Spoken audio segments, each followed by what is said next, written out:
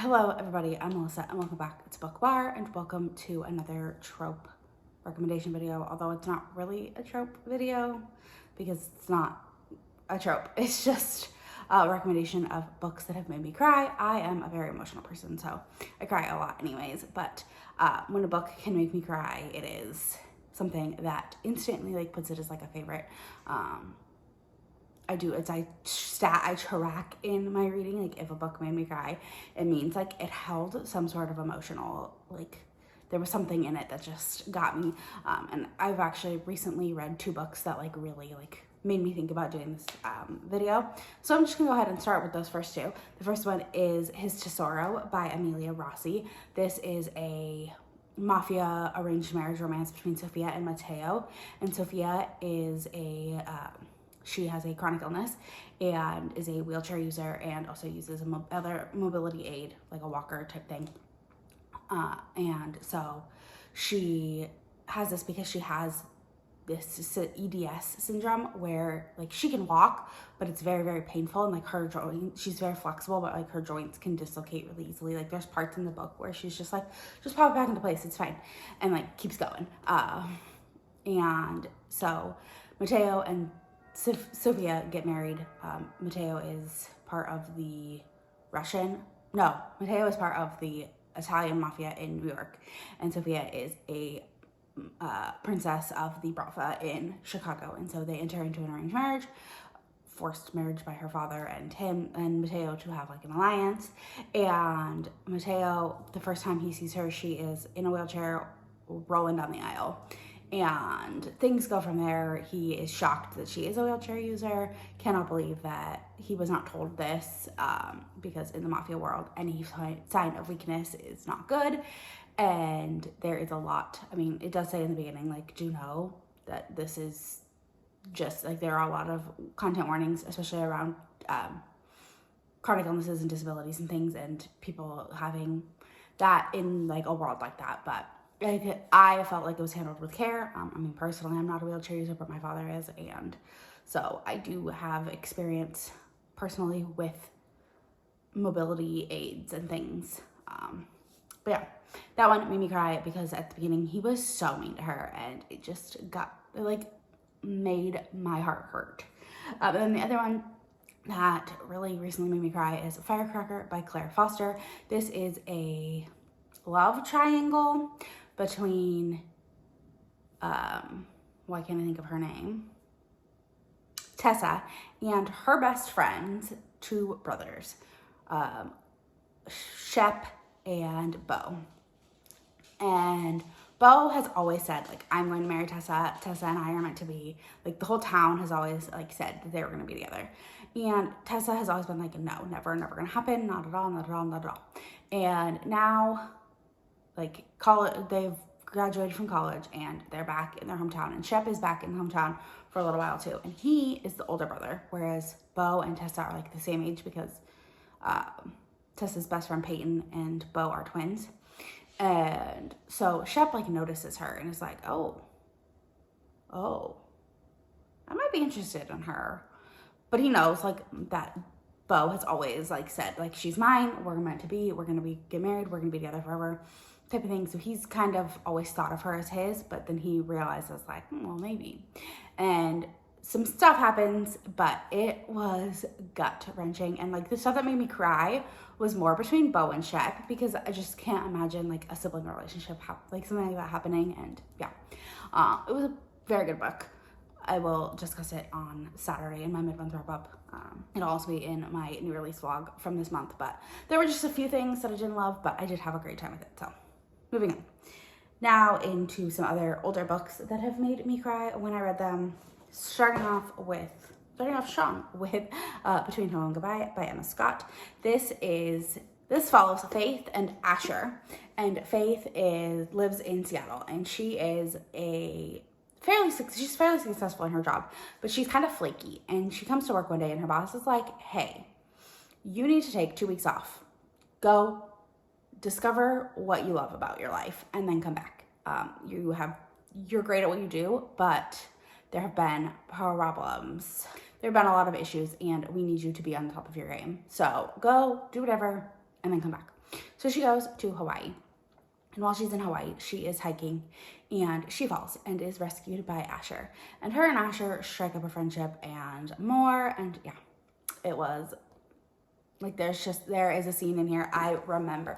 Like, a lot of these books have moments where I remember, especially the older ones, I remember where I was, what I was doing when I started crying. Like, what, because a lot of these I do listen on audio just because it is easier for me. I am able to go about my life and my day-to-day and do other things other than just sitting down and reading, driving, things like that. I remember I was driving up to visit my aunt because my mom was in town, and the scene in this that made me cry happened. And if you know, something happens with Asher's brother, and so you know. And I could not, I was like, almost had to pull over. I was crying so hard. And I came to my aunt's house and I told my mom, you need to read this book. So she immediately went and read it. But yeah, this is the Dark and Quirky special edition from the Booktuber box. That it was Sam from Sam Reads a Little's pick. It is just absolutely stunning. Like, oh, I'm obsessed. Dark and Quirky has some of the most gorgeous special editions out there. I stand by that. I love them. Giana and her team do a great job. And yeah, I am so happy that I have this. And when this box was announced, I hadn't read the book yet. And when I read it, I was like, oh my God, I'm so glad I'm going to have a special edition. Because I bought the box before reading the book, but I had only read, I think, 2 of the books. And I was like, I need that box anyways. And I got it. And like, I'm just so glad. So glad that I have this gorgeous edition. Then we have another special edition, and that is Make You Mine by Laura Pavlov. This is the 3rd book in the Honey Mountain series. This follows Ashlyn and Jace. And Ashlyn she's the youngest of the siblings. I don't remember their last name, the sisters in this family. And she's just graduated from college, and she doesn't really know what she wants to do with her life. She's not really sure. She, doesn't know. So she comes home and her dad's like, and Jace is a firefighter who works for her dad, and he needs someone to help watch his girls. And so her dad's like, hey, why don't you hire Ashlyn? Ashlyn can help. Ashlyn knows she wants to be a writer, but she can't do that and still find a job. So he's like, hey, why don't you, you can live in my house, and while the girls are at school, while they're doing things, you can write at those times, on your times off, you can live here. It'll be great. And, of course, as they spend time together, things are going to go. And I remember the scene that made me cry. What I was doing, I had gone to Wanderlust, which is a signing in San Antonio, which is about 2.5 hours from where I used to live. And when I lived in Waco. And so I was driving home from Wanderlust. It started at, on my drive. I was like, oh, it's perfect. It's a nice long drive. I want to say it's a 9-hour audiobook, so it was perfect. It would have been perfect timing. And I was driving home from Wanderlust, and so I was already tired from the day. I was done. I had done a lot, and I was tired. And the scene with his ex, his daughter's mother, happens, and that causes the 3rd act conflict. And I was sobbing, in my car. Again, I almost had to pull over because I was just I can't handle this. It is making me stop my eyes out. So another book that made me cry. Then we have a series that made me cry. Not the whole, actually I think every book in the series has made me cry, but these 3 especially made me cry, and that is Magnolia Parks, Daisy Hates, and Magnolia Parks, The Long Way Home. Magnolia Parks follows Magnolia and BJ, and Magnolia and BJ dated when they were young, and then BJ cheated on her, and you spend the whole book figuring out what happened between the 2 of them, and why they aren't together, and why they can't be together. And so, yeah, and when you find out, actually, I've reread it, and I was like, it's fairly obvious when you reread it, who... the big secret, it's fairly obvious who it was.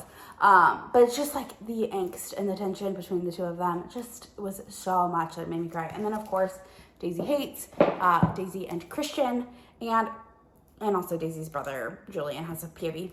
And Christian is in love with Magnolia, but he's hooking up with Daisy. Daisy realizes that she might have feelings for Christian. And then they start to like date for real, and then some stuff happens, and yeah, again, just crying, like very emotional. And then of course, the long way home, when you learn about Magnolia and BJ when they're younger and what they went through, and then when you learn at the end, the last couple words,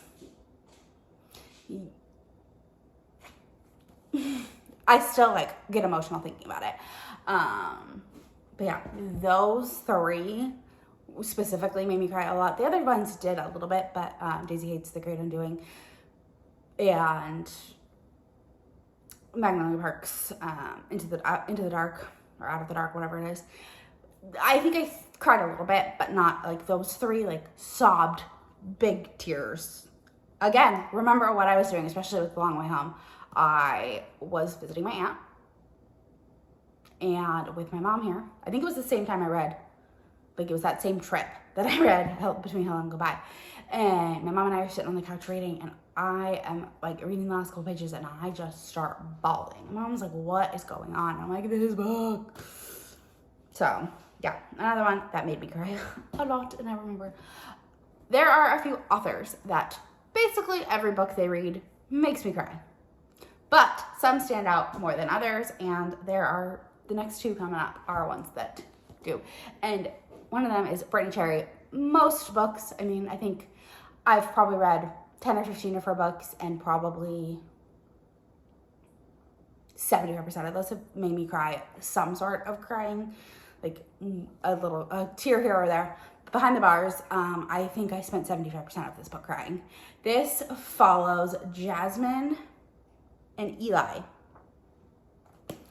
And Jasmine and Eli go to high school together, and Eli has I think he has a stutter or some sort of like speech impediment, and he's kind of very quiet and made fun of a lot until he meets Jazz. And Jasmine and him have a bond, and it becomes more. But then something happens to Eli's sister, and he completely shuts down, and Jasmine ended up having to move away for another reason, and I think it was because of their relationship. And just what happens between the two of them, like I said, I'm pretty sure from 25% on, I sobbed my eyeballs out. Like, there was so much emotion behind this, so much love, so much loss, so much anger and frustration, and like I can't even say, but I was obsessed with this book, and I read it for a 5-star prediction vlog. I will have linked above, and it lived up to the hype. Although I don't really think it's that hyped, but I have heard a few people talk about it, and so yeah. Then we have another author that most books of hers make me cry, and that is Kennedy Ryan. But the ones that stand out to me the most are Grip and Still, which is part of the Grip trilogy, starting with Flow. Flow is a very quick novella that didn't make me cry.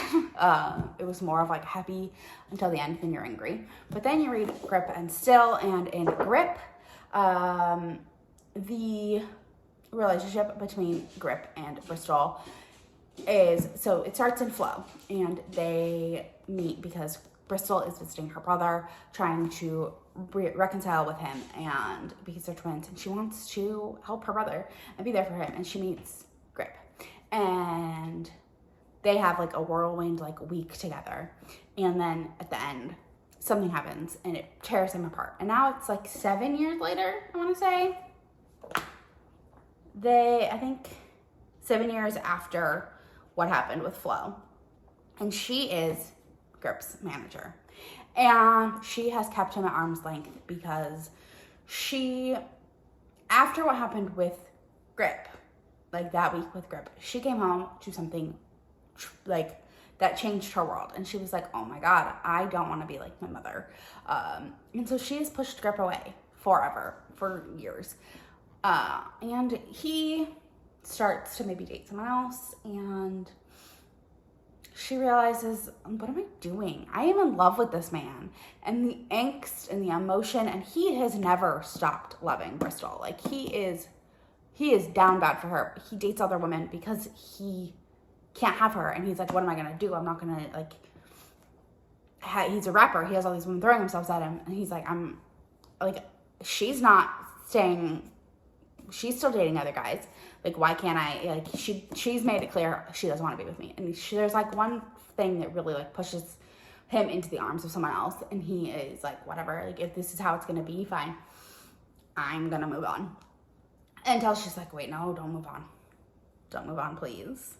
And yeah, it is just, like, the angst in this one had me sobbing. And then this one will make you cry because they are together, but some other stuff happens and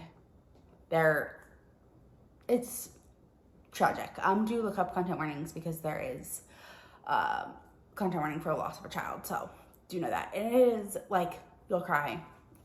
But yeah, both of them made me sob. The first time around, Grip made me cry harder than Still. The second time, Still made me cry harder than Grip. Just because I think because in Grip, the first time I read it, I didn't know how these two were going to get together. And so the second time reading it, I'm like, okay, I know all of the pain that goes through it. And the HEA does pay off. So, yes. Then we have another series kind of that made me cry, but a lot of people say the third and fourth books in this series made them cry more. For me, Binding and Keeping 13 made me cry more than Saving and Redeeming 6.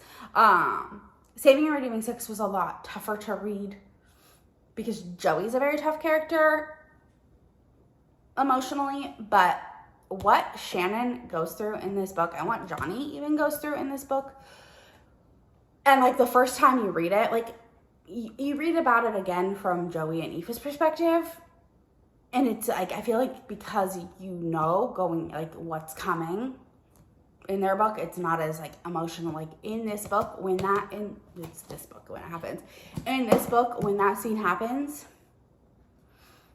actually, there's two scenes, because there's a scene at the end of this one that makes you cry, that leads into this one, and then there's a scene in this one that will make you cry.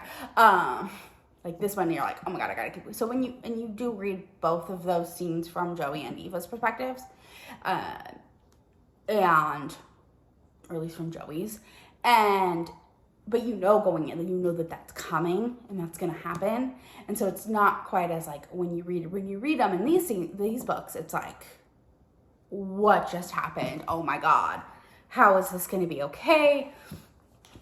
Gut wrenching. So yeah. These made me cry, of course. But yeah, those follow Shannon and Johnny. And Shannon is mercilessly bullied. And so she transfers to Topman College, which is like a prep school. And on the first day of school, she gets kicked in the head by a rugby ball, which is kicked by Johnny Kavanagh. And this leads her on a journey with Johnny because Johnny is determined to make it up to her. And she's terrified that now, oh my gosh, it's happening again. I'm going to get mercilessly bullied again. But, of course, her and Johnny have more things that happen between them. Then, the last book on this list, no, I have two more. Sorry. The last one that I own physically is Only You by Samantha Young. This is the 5th book in the Adair family series. This follows Broden and Monroe. And Broden and Monroe were best friends growing up. They were absolute best friends. And then Monroe kind of realized, well, maybe I do kind of like him. But Broden went away. And then Monroe may have gotten really drunk and slept with Aaron, who is Broden's brother. And Broden caught them and is very upset and was pissed off and basically told Monroe to get out of his life. He never wanted to see her again.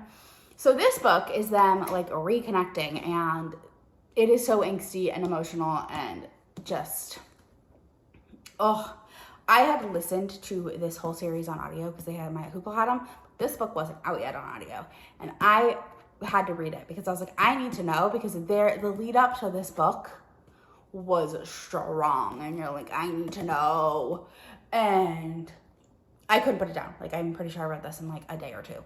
Absolutely obsessed. Then we have Caution to the Wind by Giana Darling. Caution to the Wind is the 7th book in the Fallen Men series. It's kind of, so like the first 6 books follow like one main family, and then the rest of the books in the series are going to follow like other members of the club that aren't really part of the family, but you're still gonna see those members. But this follows Axeman and May, and Axeman has a daughter, but it's not really his daughter, but it's his ex-wife, who at the beginning something happens to his ex-wife, something horrible that May witnesses, and May is there for this, and Axeman kind of saves her, but he ends up raising his ex-wife's daughter as his own, because he thought of her as his own. He loves her. She's his daughter in all sense of the word, other than by blood. Well, in the Dead Man Walking, something happens to his daughter, and his daughter is brutalized, basically, and she wants her best friend. So she calls up May and convinces May to come to her and help her, and May goes, and May and Axeman have a history that didn't start till, like, he was very much like a father figure to her until she hit about 17, 18, and she was like, oh wait, no, I'm really into this man as more than a father. And so they had like a little bit of a history, and he is not happy to see her because something may have happened and he may have gone away for a while because of May. And she may have fallen off the face of the earth for reasons that you learn about, and it's just, I can't say enough about how much I love Caution to the Wind. It's tied for my favorite. My favorite is still probably Good Gone Bad. But yeah, I loved Caution to the Wind. I wouldn't suggest starting with that book. Like, you should read the whole series because you do get other things. But I think if you don't want to read the whole series, like, it would be a decent place to start because it isn't following the same family, but you do not get like a little bit of the backstory from the, like, what happened with Cleo. Is it Cleo? I think that's her name. Then I have an honorable mention that I'm saying just because when I was looking through when I was gathering my books, I saw this one. And that is Powerful by Lauren Roberts. Obviously, this is not a romance. And if you know why it's not a romance, you know. And so the end of this book will just make you cry. I went into it knowing. I mean, obviously, if you read Powerless, you know what's going to happen in this book. I'm not going to say, but if you read Powerless, you know what's going to happen. And so I went into it. I knew. I was prepared. And I still sucked my eyes out. I think the last, 100 pages, 50 pages. It's not a very long book, obviously. It's a novella. But, the last 50-ish pages, I was just in a ball, crying. Yeah. So, but I don't want to necessarily say it because it is it's a novella that you have to have read Powerless to read, and Powerless didn't make me cry. Powerless made me feel a lot of things, but it did not make me cry. And then also, it's not a romance. So, and I don't feel like that's a spoiler because obviously, if you're going to read Powerful, you will have read Powerless, and so you know. But yeah, then this is hard because I always end my trope recommendation or my recommendation videos with books that are on my TBR. And this is hard because just because a book made someone else cry doesn't mean it's going to make me cry. Just because a book made, these books might not make you cry. The things that I mentioned in them might not have any emotional impact on you whatsoever, but they do on me. I mean, I know a lot of people have read his Tesoro, and not a single one of them mentioned that it made them cry. But for me, it made me cry. But just because a book makes someone else cry does not mean it's going to make me cry. But I did look at a list of emotional romances, and there are some authors that I know probably are going to make me cry. So there is one on there, and then there are books that just based off of what I've read about them, they have potential to make me cry. So the first one is Eleanor and Grey by Brittainy Cherry. Again, Brittainy Cherry just is an author that 9 times out of 10 I'm going to cry in one of her books. So yes. Then we have 7 Days in June by T.L. Williams, and I know that this is a second chance romance about 2 authors who write about each other in their books, basically, and it spans years, and they have a whirlwind romance, and then things happen, and you learn stuff about one of them's a single mom, the heroine's a single mom, I think, and there's stuff behind that, and so I have read that it is quite emotional. Then we have Unbreak My Heart by Nichole, Jacqueline, and I believe that this is an angsty love triangle, cheating, possibly romance. a lot of those do tend to make me cry because they're just like the gut punch of them. And then the other one that I have, another author that tends to pull at my heartstrings. I don't know that I've cried reading one of her books, but this one was like top emotional. I don't know. And that is Older by Jennifer Hartmann. This is an age gap romance, and it's like best friend's dad. So we'll see how that all plays out. But yeah, those are my 4 TBR books on my TBR that I have potential to make me cry. And then the 10 books that for sure have made me cry. I could probably do another like 5 recommendations on this, and maybe I'll make this like a yearly thing, and I'll do books that make me cry, like updated every year, and add older books while putting some newer ones on there. But yeah, what is a book that has made you cry recently, or like a book that when you think about it, you're like, I remember crying. I remember exactly what I was doing. Yeah, so give me an emotional book. I do love a good gut punch every once in a while. And yeah, if you made it to the end of this video, leave me the like crying guy emoji, because obviously any of the crying, there's some multiples. I tend to do the like sobbing one. But yeah, leave me a crying emoji. Not a laughing crying, just a crying. Because there are books that have made me laugh so hard I've cried. Different emotion though. And yeah, don't forget to like, comment, subscribe, all that fun stuff. It really helps me out, and I will talk to you all in the next one.